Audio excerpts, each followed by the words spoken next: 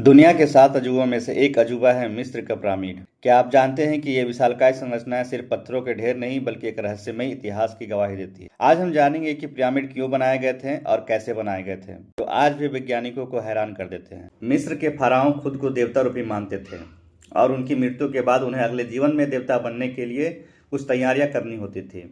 इसलिए उन्होंने मकबरे के रूप में विशालकाय पिरामिड बनवाया ताकि उनमें उनके मम्मीकृत शरीर, इनके कीमती सामान और धार्मिक सामान कुछ रखा जाए।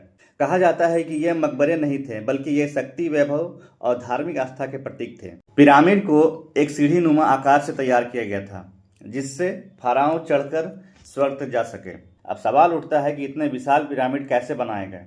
उस जमाने में कोई मशीन नहीं था, ना ही कोई क्रेन था, सिर्फ इंसानी मेहनत और बुद्धिमत्ता से ये बनाए गए। जैसे पत्थरों को खदानों से काटा गया, फिर लकड़ी की स्लेज पर रखकर इसे रैम से खींचा गया और ऊपर चढ़ाया गया। कुछ थ्योरी कहती है कि पानी से रेत को गीला कर खींचना आसान बनाया गया।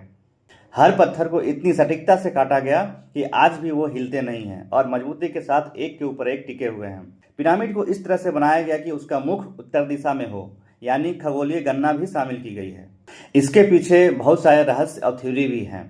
जैसे कुछ लोग मानते हैं कि पिरामिड बनाना इंसानों के बस में नहीं था, शायद इसे एलियंस की मदद से बनाया गया था।